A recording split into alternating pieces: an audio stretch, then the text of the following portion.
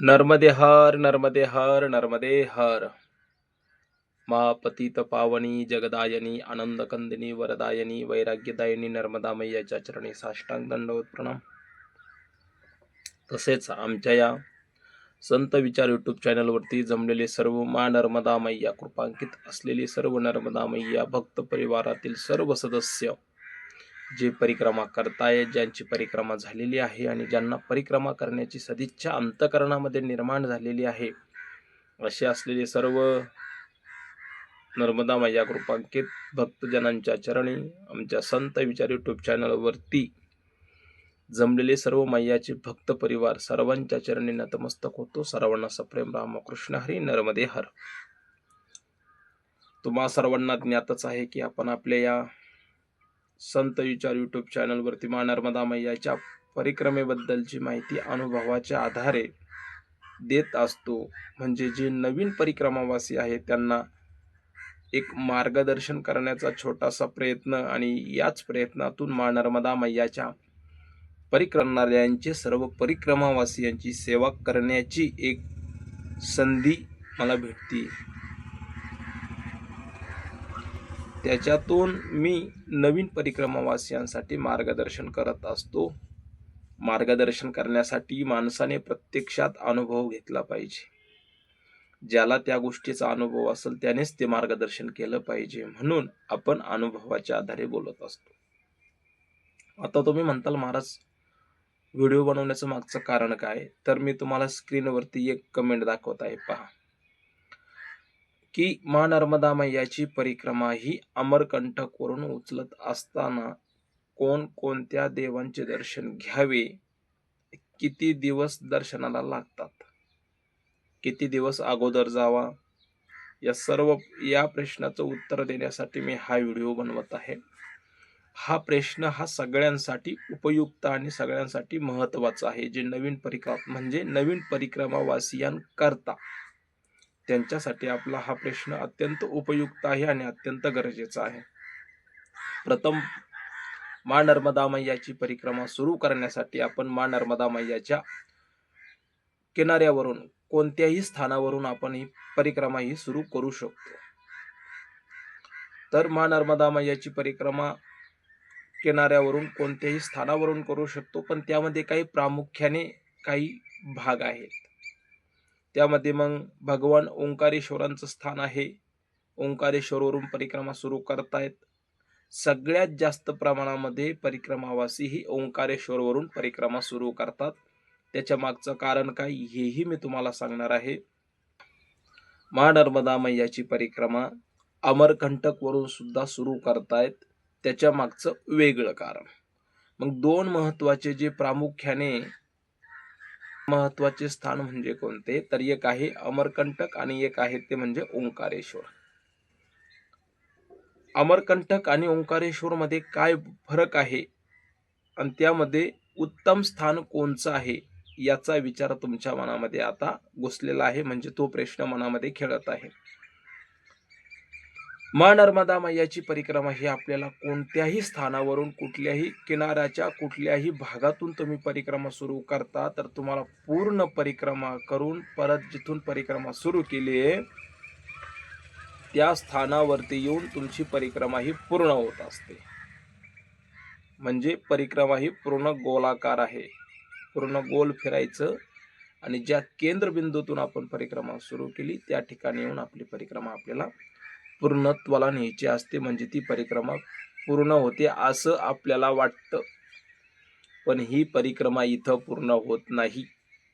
मग महाराज परिक्रमा पूर्ण कुठं होते, तर मा नर्मदा मैयाची परिक्रमा ज्या वेळेस आपण परिक्रमा उचलतो, परिक्रमेचा संकल्प घेऊन परिक्रमा सुरू करतो, त्याच परिक्रमेची पूर्णाहुती आपण ज्या ठिकाणाहून सुरू केली त्या ठिकाणी पूजा करून समाप्ती करतो, पण तिथं पुरी होत नाही।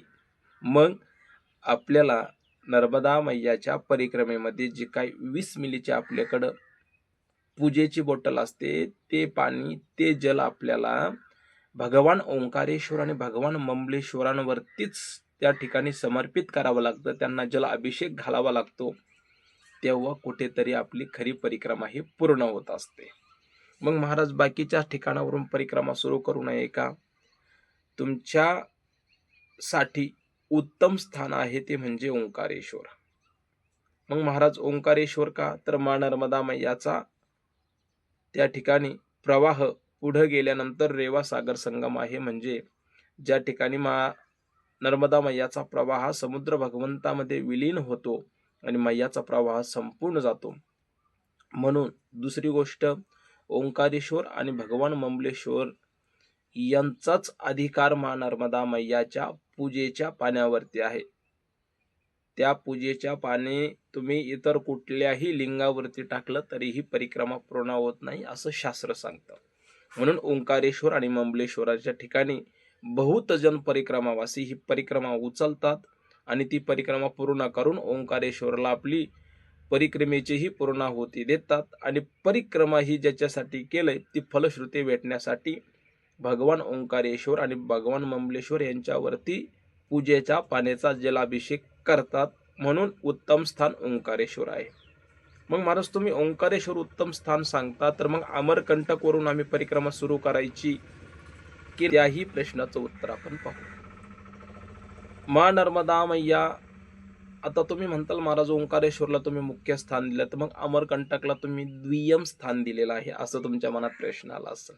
लक्षात घ्या, माँ नर्मदा मैयाचा उगमस्थान आहे, ज्या ठिकाणी मैयाचा जन्म झालेला आहे ते म्हणजे आहे अमरकंटक. या अमरकंटक पर्वताची रांग खूप सुंदर आहे. तुम्ही कधी दर्शन केलं असेल, नसल केलं तर नक्की करा. अमरकंटकला आपण ज्यावेळेस अमरकंटकवरून परिक्रमा आपण सुरू करण्याचा मनात प्रश्न येतो, त्यावेळेस अमरकंटकला पहिला प्रश्न हा येतो की अमरकंटकला गेल्यानंतर राहायचं कुठं, काय भोजनाची व्यवस्था काय, कुठं खायचं, कुठं राहायचं, कुठं प्यायचं, कुठले देवस्थानाचं दर्शन घ्यायचं, सगळे प्रश्न मनामध्ये राहतात. त्याच प्रश्नाचं अनुसंधान ठेवून मी हा व्हिडिओ बनवत आहे. तर माँ नर्मदा मैयाची परिक्रमा जर तुम्ही अमरकंटकवरून सुरू करत असाल तर प्रामुख्याने त्या ठिकाणी परिक्रमावासियांसाठी राहण्याची व्यवस्था ज्या ठिकाणी केलेली आहे त्याला म्हणतात कल्याण सेवा आश्रम. त्या ठिकाणी 2-3 आश्रम आहेत, मृत्युंजय आश्रम असन, पण सगळ्यात जास्त परिक्रमावासी ज्या ठिकाणी निवासाला जातात म्हणजे कल्याण सेवा आश्रम. कल्याण सेवा आश्रमामध्ये परिक्रमावासियांसाठी राहण्याची सुविधा त्यांनी केलेली असते. त्यासाठी आपल्याकडे आधार कार्ड असावं. मग कल्याण सेवा आश्रमामध्ये राहिल्यानंतर तिथूनच थोड्याशा अंतरावरती आपण कमीत कमी 2 ते 3 दिवस अगोदर ती जावं. 3 दिवस आश्रमामध्ये राहण्याची व्यवस्था असते. 3 दिवसानंतर आपल्याला आश्रमातली जागा ही खाली करावी लागते. म्हणून आपण 2 दिवस त्या ठिकाणचे पूर्ण तीर्थक्षेत्राचं दर्शन घेऊन यायचं आणि मग आपली माँ नर्मदा मैयाची परिक्रमा ही आपल्याला उचलायची असते. मग महाराज त्या 2 दिवसामध्ये आम्हाला कोणकोणत्या देवतांचं दर्शन घ्यायचं याची माहिती आम्हाला द्या. तर त्यासाठीच मी हा व्हिडिओ बनवत आहे. तर प्रथम अमरकंटकमध्ये ज्या ठिकाणी माँ नर्मदा मैयाचा जन्म झालेला आहे, जन्मस्थान आहे, माँ नर्मदा मैया ज्या ठिकाणी लहान मैया खेळलेली आहे तर त्याला म्हणतात माई की बगिया. माई की बगिया म्हणजे माँ नर्मदा मैयाची त्या ठिकाणी बगिया आहे. माई की बगियामध्ये माँ नर्मदा मैयाची 5 कुंड आहे. पहा, मी तुम्हाला फोटो दाखवतोय, पहा दिसतोय का? हा जो फोटो आहे या फोटोमध्ये माँ नर्मदा मैयाची जन्मस्थली, जन्म ठिकाण आणि 5 कुंड आहेत, ज्या ठिकाणी माँ नर्मदा मैयाने आपले पहिले चरण ठेवलेले होते असं शास्त्र सांगतं. त्याला म्हणतात माई की बगिया. माई की बगियामध्ये आपण संकल्प करू शकता. याच्या माई की बगियामध्ये गेल्यानंतर ब्राह्मण देवता आपल्याकडून संकल्प सोडून घेतात. 5 कुंडाचं जल असतं. माँ नर्मदा मैया ही कुमारिका असल्यामुळे आपल्याला त्या ठिकाणी मैयाला काही दान द्यावं लागतं शृंगार करण्यासाठी. त्या ठिकाणी तुम्हाला पूजेचं साहित्यही सगळं भेटतं. मग अमरकंटकला गेल्यानंतर प्रथमतः माई की बगियामध्ये व्हिडिओ जास्त प्रमाणात मोठा झाल्यानंतर तुम्ही ही प्रश्न करतात म्हणून मी सविस्तर सांगत नाही, थोडंसं संदर्भ कमी सांगून तुम्हाला फक्त त्याचा उल्लेख करून स्पर्श करतो. मायकी बगिया तुम्ही बघितली. मायकी बगियानंतर मा नर्मदा मैयाचं कुंड आहे. त्या कुंडामध्ये आपण जाऊन स्नान करा, त्या कुंडाचं आपण दर्शन करा. महाराज ते कुंड दिसतं कसं, तर त्या कुंडाचा फोटोही तुम्हाला व्हिडिओ दाखवतो पहा. याला म्हणतात मा नर्मदा कुंड. अमरकंटकचं सांगतो बरं का, मैयाचा नर्मदा कुंड. तसेच अमरकंटकवरून आपण ज्यावेळेस परिक्रमा सुरू करतो, तर अमरकंटकवरून मा नर्मदा मैयाच्या आपल्याला ज्या काही लीला आहेत त्या लीलांचंही दर्शन आपल्याला होत असतं.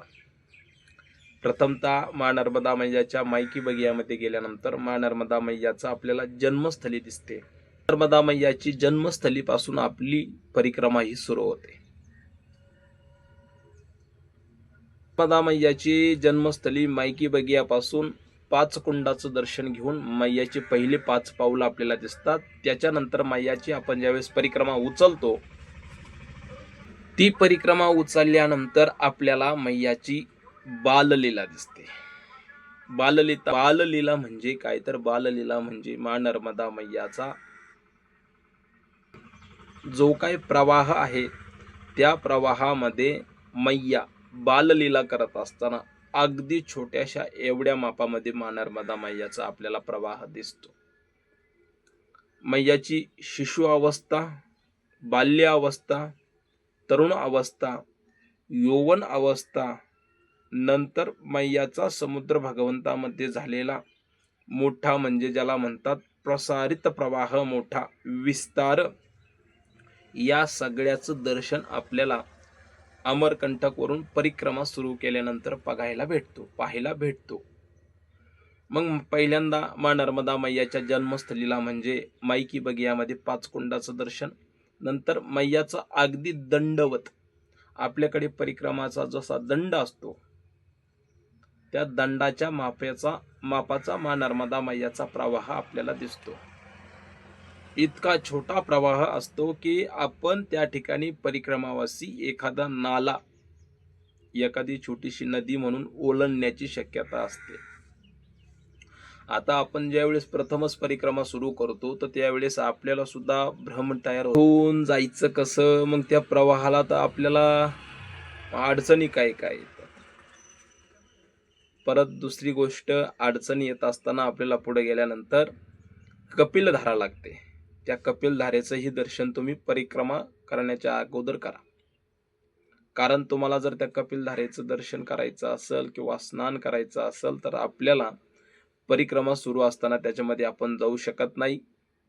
म्हणून दुसरी गोष्ट, मा नर्मदा मैयाची दूधधारा, त्या दूधधारेपाशी एक गुफा आहे, त्या गुफेचंही तुम्ही दर्शन करा. अगदी अमरकंटकच्या जवळच आहे, तिथं तुम्ही नक्की जा. हा व्हिडिओ मी त्याच्यासाठी बनवत आहे.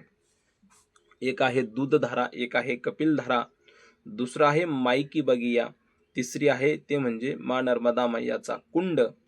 तसेच अमरकंटकला गेल्यानंतर अमरकंटकच्या पर्वतरांगामध्ये विविध प्रकारचे देवी देवतांचा वास आहे.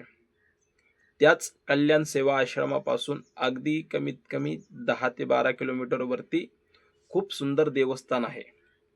कल्याण सेवा आश्रमच्या थोडंसं मागे यायचं, चौकात आल्यानंतर चौकातून तुमच्या आश्रमाकडून असं जात असताना उजव्या हाताला तुम्हाला वळायचंय. त्या उजव्या हाताला वळाल्यानंतर तुम्ही बरोबर त्या ठिकाणी वेगवेगळ्या देवी देवतांचं दर्शन घेण्यासाठी जाताय. खूप सुंदर स्थान आहे. मा नर्मदा मैयाचा ज्या ठिकाणी जन्म झालेला आहे, पवित्र भूमी अमरकंटक आहे. त्या अमरकंटक भूमीचं दर्शन घ्या. प्रामुख्याने मी जे काय तुम्हाला ठिकाण सांगितलेले आहेत 5, एक सांगितलेलं आहे राहण्याची व्यवस्था कल्याण सेवा आश्रम, दुसरी मायकी बगिया मैयाचं उगमस्थान, मैयाचं जन्मस्थान, तिसरी गोष्ट आहे नर्मदा मैयाचा कुंड, एक कपिलधारा आणि दुसरी आहे दूधधारा. त्याच कपिलधारा आणि दूधधारेपासून ज्यावेळेस आपण पुढे निघतो, परिक्रमा सुरू करतो आणि कपिलधारा, दूधधारा पार करून ज्यावेळेस मैयाच्या किनाऱ्यावरून जात असताना आपल्याला त्या ठिकाणी एक आश्रम भेटतो. त्या आश्रमामध्ये आपल्याच महाराष्ट्रातील एक संत आहेत. मला त्या जंगलामध्ये, अमरकंटकच्या जंगलामध्ये एक संत कुटिया करून राहतात, ते पण अगदी मैयाच्या दोन्हीही प्रवाहाच्या मध्यभागी. मला त्या ठिकाणी अद्भुत संतांचं दर्शन होईल, ज्यांना 56 भाषा येतात. 56 भाषेचा कैलाशी गौरव अर्थही गहन करून या. माऊली ज्ञानोबरायांना 56 भाषा यायच्या ना, तशा आपल्या महाराष्ट्रातील एक संत आहे, नागपूर भागातील वारकरी रत्न रामदासजी महाराज यांचं अवश्य दर्शन घ्या. त्यांच्याशी सानिध्यामध्ये आम्ही एक रात्र काढली होती. आम्हीही त्या ठिकाणी मुक्काम केलेला होता. असे विविध संतांचं दर्शन अमरकंटकमध्ये परिक्रमा सुरू केल्यानंतर होते. पण अमरकंटकची परिक्रमा उचलल्यानंतर पुनश्च अमरकंटकला येऊन आपल्याला ओंकारेश्वरला जावं लागेल. ओंकारेश्वरला भगवान ममलेश्वर आणि भगवान ओंकारेश्वरांचा त्या पूजेच्या पाण्याने जलाभिषेक करायचा. मगच आपली परिक्रमा ही पूर्णाहुतीला जाते. परिक्रमेचा संकल्प आपला पूर्ण होत असतो. अशा प्रकारे मला जो काही प्रश्न विचारलेला होता, प्रामुख्याने मी 5 ठिकाणे तुम्हाला दाखवलेले आहे अमरकंटकमध्ये दर्शनासाठी. विविध प्रकारचे देवी देवतांचाही वास आहे. अमरकंटक फिरताना तेवढं कमी आहे. तुमच्याकडे दिवस जास्त असतील तर तुम्ही जास्त दिवस जाऊन पूर्ण अमरकंटकच्या पर्वत रांगेंचं दर्शन करा. पण प्रामुख्याने मा नर्मदा मैयाचा मी जी काही महत्त्वाचा भाग आहे तो तुम्हाला मी दाखवल्यास व्हिडिओला शेअर करा. नवीन परिक्रमावासियांसाठी शेअर करा. तुम्हाला जर ही माहिती योग्य वाटली तर लाईक करा, आणि नसल वाटली काही माहिती असेल तर कमेंट करा, आणि माझं काय चुकलं असेल तर मला सजेशन करण्यासाठीही कमेंटमध्ये काहीतरी लिहा. माझ्या अनुभवाच्या आधारे एखादा शब्द चुकलाही असेल, एखादा शब्द माझ्याकडून राहिलाही असेल तरी मन मोकळेपणाने कमेंट करा. तुमचे आशीर्वाद यूट्यूब चॅनलला, आपल्या या संत विचार यूट्यूब चॅनलला लोकांपर्यंत पोहोचवा, आणि मा नर्मदा मैयाच्या सेवेमध्ये परिक्रमावासियांच्या घरातील नवीन परिक्रमा करणारे जे आहेत, ज्यांची इच्छा आहे त्यांच्यापर्यंत व्हिडिओ पोहोचवा. तुम्हीही मा नर्मदा मैयाची सेवा करा. नर्मदा मैयाचा आशीर्वाद आपल्यावरती तर आहेच, आणि अजूनही हातामध्ये खूप कमी आहेत. त्याच कल्याणाचा मार्ग म्हणजे मा नर्मदा मैयाची परिक्रमा. तीच परिक्रमा करणारे जे काही तुमच्या घरातील असतील, नातलग असतील, भाऊ बहीण, दादा काकी, त्यांच्यापर्यंत पोचवा. आपल्या वस्तीवरील असतील, शेजारी पाजारील असतील, त्यांनाही व्हिडिओ दाखवा. मार्गदर्शनाने मनुष्याच्याकडून परमार्थ क्षेत्रामध्ये मार्गदर्शन खूप गरजेचं आहे. आपल्याकडून कुठल्याही प्रकारची चूक न होता आपण मैयाची परिक्रमा ही पूर्ण करावी अशी मी अंतःकरणामध्ये सदिच्छा अशी विनंती करतो. व्हिडिओला पूर्णविराम. रामकृष्णारी. भेटूया पुढच्या नवीन व्हिडिओमध्ये. तोपर्यंत सर्वांना सप्रेम. नर्मदे हर, नर्मदे हर, नर्मदे हर.